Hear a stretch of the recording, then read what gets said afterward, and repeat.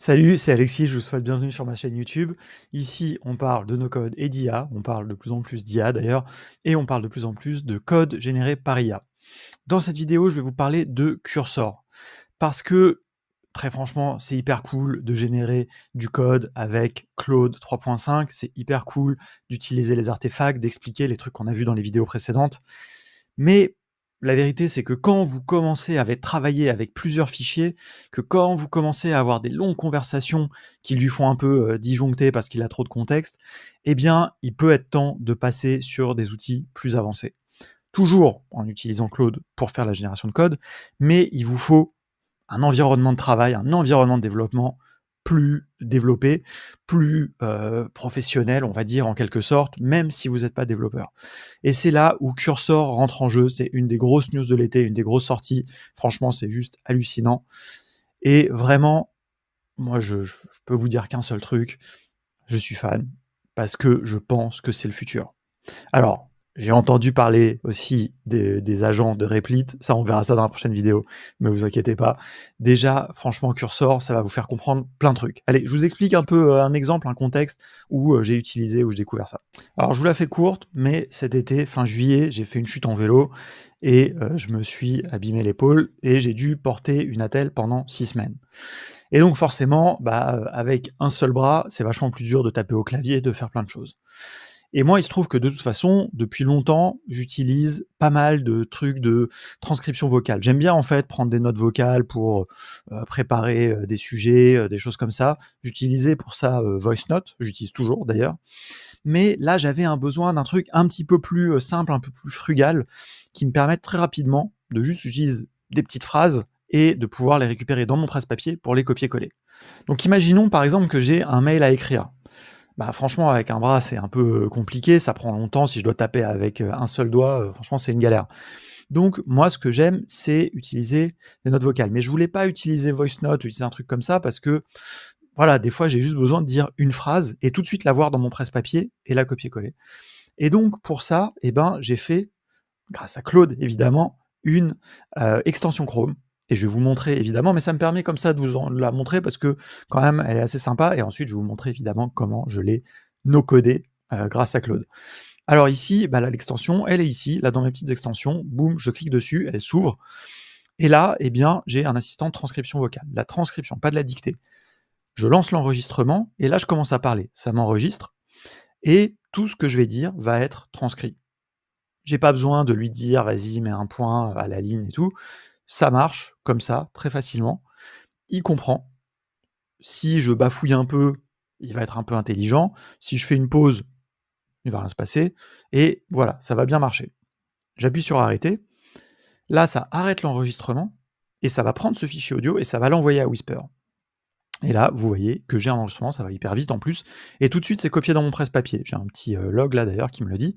Et donc, je peux retourner ici, boum, je fais copier-coller. C'est avec un bras. Très franchement, j'ai gagné beaucoup de temps, vous vous en doutez. Mais ce que je peux faire en plus, c'est de nettoyer. Donc là, j'ai mis une autre fonctionnalité qui va prendre ce texte, qui va l'envoyer à un petit modèle GPT-4o ou GPT-3.5 et le mettre un peu plus en forme. Donc là, j'appuie. Alors là, comme j'ai pas pris un super exemple, ça va pas faire un truc de ouf, mais vous voyez qu'au moins ça a mis une majuscule sur le premier J, ça a nettoyé un peu les trucs, ça a un petit peu retranscrit, ça a mis un petit point virgule. Et si jamais il avait compris que c'était vraiment un email, il aurait mis bonjour cordialement à la fin. À nouveau, c'est copié dans mon presse-papier, boum, je viens ici. Et puis voilà. Et vous voyez qu'en plus même il a mis les sauts de ligne et tout, parce que tout ça c'est dans Prompt. Bref, je me suis fait une extension. Comment j'ai fait pour faire ça? Franchement, ça m'a pris 2 secondes. Je vous montre ça tout de suite dans Claude. Donc vous voyez, j'ai mis un prompt hyper simple. J'aimerais faire une extension Chrome qui enregistre ma voix, voilà, qui fait un nettoyage avec l'API, copier dans le presse-papier. D'abord, en fait, je lui ai demandé si c'était envisageable. Je lui ai pas dit de le faire. Ça, c'est intéressant. Il m'explique, il me dit que oui, techniquement, c'est possible, et il me fait un artefact. Si vous suivez cette chaîne YouTube, vous avez déjà vu, on explique tout ça, et ça, c'est hyper cool. Parce que, voilà, là, j'ai mon code, mais ce qu'il faut savoir, c'est que là, pour l'instant, comme je lui ai dit juste, est-ce que je peux le faire, il m'a mis dans un artefact, il m'a mis tout le code source, de différents fichiers. Quand on fait une extension Chrome, il y a plusieurs fichiers, et c'est là où on va arriver, vous inquiétez pas sur Cursor, ça prend tout son sens. Ici, vous le voyez, le manifest.json.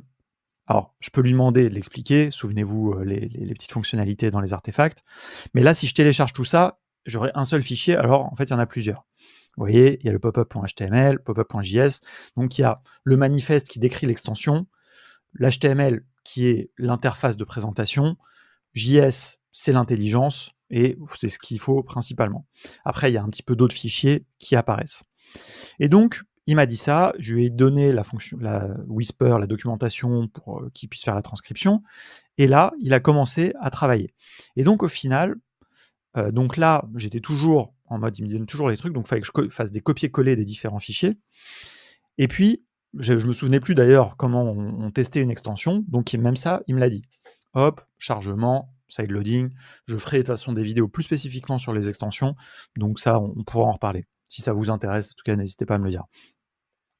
Et donc là, vous voyez que quand je commence à itérer, eh bien, il commence à séparer le code, notamment du HTML, et le code du JavaScript. Mais vous comprenez que là, au fur et à mesure de tout ça, des bugs et tout, eh bien, je dois itérer, je dois tout le temps faire des copier-coller sur plusieurs fichiers. Là, par exemple, après cette itération-là, il a mis à jour le manifest.json, le code, une partie du code JS, et aussi la partie HTML. Donc, vous voyez, c'est quand même pas évident. Et donc, c'est là qu'au bout d'un moment, ça devient intéressant de travailler avec un vrai environnement développant. Et c'est là qu'arrive Cursor. Cursor, c'est quoi? C'est un logiciel que vous allez installer sur votre ordi, qui est disponible sur Mac, sur Windows et même sur Linux. Donc, je suis content, j'ai pu l'utiliser pour une fois. Et qui va vous permettre de vraiment avoir un vrai environnement de développement. Je vais vous montrer. C'est basé sur VS Code, qui est un outil qui est très utilisé dans les développeurs. Moi, j'ai utilisé ça même dans ma vie de développeur d'avant. Sauf qu'ils ont rajouté plein de fonctionnalités d'IA. Vous avez là-dessus, il y a une version gratuite que vous pouvez utiliser. La subtilité, c'est que vous allez mettre vos clés d'API pour qu'il utilise l'intelligence de Claude ou d'OpenAI, le modèle que vous préférez, et ça vous sera facturé sur tout simplement vos appels d'API, ce qui est quand même globalement pas très cher. Il y a aussi une version payante où ils absorbent une partie des appels d'API et puis il y a des fonctionnalités en plus. Alors, comment ça marche? Eh bien, je vais le charger et puis on va aller regarder ça. Donc là, vous voyez un truc, alors là on est dans une ambiance un peu plus rudimentaire que dans Claude ou dans les outils no-code dont on a l'habitude, mais voilà, tout simplement, vous êtes dans une fenêtre et là, tant que vous n'avez pas ouvert des fichiers, ça n'a pas d'intérêt. Et alors ce qu'il vous propose, c'est d'ouvrir un dossier, parce que en général, dans un contexte de développement, même dans une application très simple, vous allez avoir plusieurs fichiers, donc vous allez ouvrir tout un dossier. Ouvrir par SSH, ça c'est si jamais vous utilisez un serveur distant, vous voulez vous connecter, etc. C'est des usages un peu plus avancés. Peut-être on vous montrera ça un jour si ça vous intéresse. Open folder, donc là, ce que je vais faire, c'est que je vais aller tout simplement chercher, vous ne le voyez pas, mais je vais aller chercher justement mon extension. Puisque pour pouvoir la tester, de toute façon, j'avais téléchargé les fichiers de Claude et je les avais mis dans un dossier. Alors, je vais chercher ça tout de suite. Ici, hop, et je les charge. Et donc là, la fenêtre va apparaître. Et là, vous avez un premier panneau qui s'ouvre ici, à gauche, qui est l'explorateur de fichiers. Il y a différentes choses qui vont être là, et dans d'autres vidéos, je pense que je reviendrai un peu dessus, mais en gros, là, vous avez tous les fichiers. Quand vous cliquez sur un fichier, il vous l'ouvre. Mais à chaque fois que je vais cliquer, il va remplacer. Si je double-clique, là, je reste dans ce fichier, et si j'en ouvre un autre, il s'ouvre dans un autre onglet. Donc vous voyez, dans votre zone centrale, vous avez tout votre code. Voilà, et donc bien séparé, le JS, le HTML, donc les différentes parties de votre extension. Vous pouvez faire des recherches, vous pouvez faire du contrôle de code source, du versionning, comme on appelle ça avec Git. Ça, je vous en reparlerai aussi, ça c'est un truc fondamental qui est très utile. Je vais l'évoquer vite fait après, vous verrez. Donc là, vous allez me dire jusqu'ici, mais c'est quoi elle est où l'IA, quoi? Franchement, là, on est juste dans un éditeur de texte, ok, en noir, voilà, avec de la coloration syntaxique, très important pour le développement, évidemment. Mais ici, il y a un panneau qui va s'ouvrir. Alors, vous pouvez avoir un panneau en bas, qui est tout ce qui est la gestion de la console, etc. Ça, c'est pour des choses un petit peu plus avancées. Mais si vous faites des projets en Python, par exemple, vous aurez besoin de ça pour pouvoir potentiellement relancer le projet, voir le debug, etc. C'est un peu tout ce qui est back-end, plutôt. Et ici, le panneau de droite, qui est notre panneau IA. Alors, hop, on va repartir sur un nouveau chat, parce que c'est là que ça va se passer.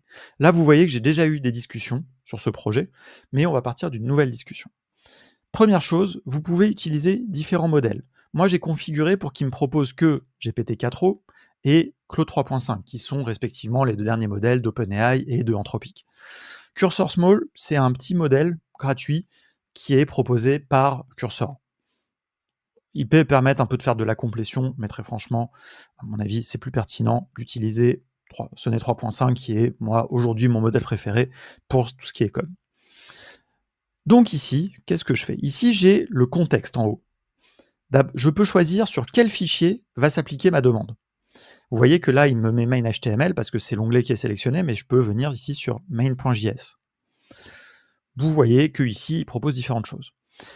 Par exemple, ici, vous voyez que je n'ai pas le choix de changer GPT 3.5 Turbo pour faire mon petit nettoyage IA. Eh bien, ce que je peux faire, c'est que je peux lui demander ici que ça soit modifiable, par exemple. Ça, c'est quelque chose que je peux faire. Je vais faire un truc simple juste pour que vous compreniez. Mais donc ici, vous avez le contexte. Vous pouvez ajouter des fichiers parce que, par exemple, je sais, et ça c'est parce que je suis développeur, que pour pouvoir changer le modèle, il faut que je modifie non seulement main.js, mais aussi main.html. Et donc là, quand je vais faire une demande, je lui dis, je veux pouvoir choisir le modèle d'IA qui est proposé parmi, donc, je vais lui mettre les choix, ça c'est mieux parce qu'il ne connaît pas forcément, GPT 3.5 Turbo et GPT 4o Mini. Voilà, pour qu'il me laisse le choix, comme ça je peux faire des tests, des choses comme ça. Là, si j'appuie sur Entrée, il va me faire m'exécuter, envoyer cette demande à Claude avec le contexte que je lui ai spécifié. Si je fais CTRL plus Entrée, il va envoyer toute la base de code, c'est-à-dire tous les fichiers. Pas besoin. Je peux éventuellement lui mettre une image. Par exemple, si je travaille sur la partie plus visuelle, la partie front-end, je peux lui donner des styles, je peux lui dire vas-y, copie-moi ce style d'interface. On peut faire plein de choses. Je ne vais pas rentrer plus en détail, là je veux juste vous présenter un petit peu l'intérêt de Cursor. J'appuie sur Entrée, et là, je suis comme dans Claude, en réalité, vous voyez, je suis vraiment dans une fenêtre, sauf qu'au lieu d'avoir des artefacts, où j'aurais dû copier-coller, etc., et bien là, je vois en contexte. Et donc ici, il m'explique ce que je vais devoir modifier. Et donc ça, c'est intéressant, que je vois par exemple que ici, eh bien, je dois modifier le main.html. Si je clique, là, eh bien, ça m'amène, alors j'y étais dessus, mais vous voyez, si, je ne sais plus d'ailleurs si j'étais dessus ou pas, mais voilà, il m'ouvre le fichier. Ensuite, il faut que j'aille trouver. Alors, il y a un truc qu'il faut savoir déjà, c'est que donc il y a une version gratuite et une version payante. Moi, je suis sur la version gratuite pour l'instant. Je refais peut-être une vidéo avec la version payante. Si vous êtes en payant, vous pouvez cliquer sur Apply. Pardon, ça m'en fait bégayer tellement. Voilà, mais donc vous pouvez cliquer sur Apply et il va faire lui-même la modification de code. Il va vous l'appliquer parce qu'il va voir à peu près où c'est. Moi, je vais le faire moi-même, j'ai juste à copier-coller ça. Je pourrais copier tout le bout de code, mais là, en l'occurrence, je sais que j'ai pas besoin de tout. Et donc, je viens ici et je vois que ici, sous le select, eh bien, je copie-colle. Hop, je fais enregistrer et j'ai fait la modif dans le main HTML. Maintenant, il faut modifier le fichier JavaScript. Et alors là, c'est pareil. Il y a plusieurs choses à faire. Donc, ici, on garde ça. Par contre, ici, il faut que j'ajoute une petite fonction dans le Event Listener. Voilà, donc ici, mode select, donc Event Listener DOM Content Loaded. Ici, je vois, eh bien, j'ajoute ça à la fin, par exemple. Voilà, alors ça, effectivement, avec la fonction apply, bah, ça aide parce qu'il y a un peu plus d'intelligence. Là, vous avez la possibilité éventuellement de vous tromper, malheureusement. Donc, voilà. Et ensuite, j'ajoute cette fonction-là. Donc là, il faut que je cherche ici. Vous voyez, alors vous pouvez ici, évidemment, faire des recherches. Ça, vous avez tout, c'est vraiment un environnement de développement, donc c'est fait pour. Et donc là, vous allez modifier cette fonction qui est ici, car là, c'est là où elle est appelée. Et là, ici, hop, au lieu de modèle, d'ailleurs, vous voyez que j'avais changé le modèle à la main. En fait, c'était même pas celui qui était utilisé. Et donc là, tout simplement, il faut que je mette plutôt ici, hop, Selected Model. Voilà, et je fais enregistrer. Et donc là, vous voyez que Selected Model, il vient de ici une petite fonction qui est voilà, sur le changement. Donc là, vous voyez, j'ai fait des modifications. J'ai fait des modifications, d'ailleurs je le sais parce que là j'ai des M à côté de ça, parce que j'utilise du contrôle de version, et donc je peux voir même, je vois les modifications, ici je vois du jaune, donc j'ai changé cette ligne, ici je vois qu'il y a des lignes qui ont été ajoutées, ici, donc ça apparaît en bleu. Ça, c'est quelque chose sur lequel on pourra revenir, mais c'est pour vous expliquer aussi l'importance de travailler dans un environnement de travail intéressant. Vous avez aussi une fonction ask. Si jamais vous comprenez pas bien ce qu'il vous a proposé, eh bien, vous allez pouvoir lui demander un peu des explications. Donc vraiment, vous avez une fenêtre de chat. Vous n'avez jamais à faire des va-et-vient avec Claude. Vous avez moins le problème du contexte parce qu'à tout moment, vous pouvez démarrer un nouveau chat et toujours lui redonner quand même la base de code. Vous voyez, et vous pouvez revenir aussi à vos anciens chats, là où c'est plus difficile de faire ça avec Claude parce qu'il faut lui redonner du coup le code, etc. Donc c'est un peu pénible si vous commencez une nouvelle conversation. Sauf que si vous avez des trop longues conversations, il va aussi un peu perdre la tête. Voilà, donc une fois que j'ai fait ça, allons voir quand même, pour terminer, un petit peu ce que ça a donné dans mon extension. Donc comme j'ai ouvert le fichier, eh bien ici, j'ai juste à venir là dans l'URL Chrome extension, j'ai mon assistant, ici je recharge. Et je viens tester, et là je vois que j'ai ce petit sélecteur, et je vais avoir voilà, le choix entre un des deux, et je pourrais éventuellement même pousser ça à lui carrément mettre d'autres modèles, pas ceux d'OpenAI, mais de Anthropic par exemple. Voilà. Donc vous voyez, si je veux itérer, parce que par exemple cette extension, eh bien moi j'ai envie un petit peu de la pousser, peut-être la mettre sur les stores, il y a un moment où je vais commencer à être vraiment limité à faire des copier-coller avec Claude, etc. Et donc très franchement, il faut un environnement de développement, et je trouve que Cursor pour ça vraiment apporte la solution. Et je me doute que c'est pas facile à utiliser si vous n'êtes pas développeur, moi j'ai ce background, mais je pense que, déjà, si vous vous formez un peu, vous allez pouvoir utiliser ces choses-là. Peut-être que moi, je vous proposerai ces formations à un moment donné. J'aimerais bien le faire, en tout cas, c'est un sujet qui m'intéresse. Mais en tout cas, ça va vous donner des bonnes habitudes. Et pour ceux qui savent un petit peu coder, évidemment, là, c'est ultime. Pour les développeurs, de toute façon, les développeurs, ils ont déjà l'habitude d'utiliser VS Code. Donc, il n'y a pas de problème. Donc voilà, moi, j'ai trouvé que Cursor, c'était très intéressant. Néanmoins, il y a une petite limite, c'est que Cursor ne gère pas la problématique de l'hébergement. Et ça, c'est une vraie problématique, et c'est pour ça que j'ai hâte de tester, et ce sera dans la prochaine vidéo, de tester les agents de Replit. Replit, c'est un service qui permet d'héberger du code, mais aussi de l'éditer en ligne, donc avoir un espèce de curseur en ligne qui vous permet aussi d'héberger, d'exécuter vos projets. Parce que ça, c'est pas évident. Là, on fait une extension, donc on a un contexte d'exécution qui est Chrome, mais si vous devez faire des choses qui nécessitent un serveur, du back-end, des bases de données, etc., vous allez devoir passer sur d'autres choses. Et ça, on va pouvoir le faire avec Replit. Abonnez-vous et vous serez tenu au courant dès que je publie la prochaine vidéo. Ça va aller très vite parce que j'ai vraiment très hâte de tester ça. Allez, je vous dis à très bientôt. Mettez vos commentaires, mettez vos questions. Dites-moi ce que vous voulez que j'aborde dans les prochaines vidéos parce qu'on va creuser. Moi, je crois vraiment que avec les bons outils, même des gens qui ne sont pas techniques pourront arriver à faire des petits projets. Je ne vous dis pas que vous allez devenir développeur et développeuse. Ça, je peux même vous garantir que c'est un métier qui nécessite vraiment beaucoup de pratique, des études, etc. Mais par contre, vous pourrez faire des choses et vous pourrez notamment adjoindre ça avec des outils no-code. Et ça, c'est un autre sujet qu'on va creuser à l'avenir sur la chaîne YouTube. Allez, à très bientôt.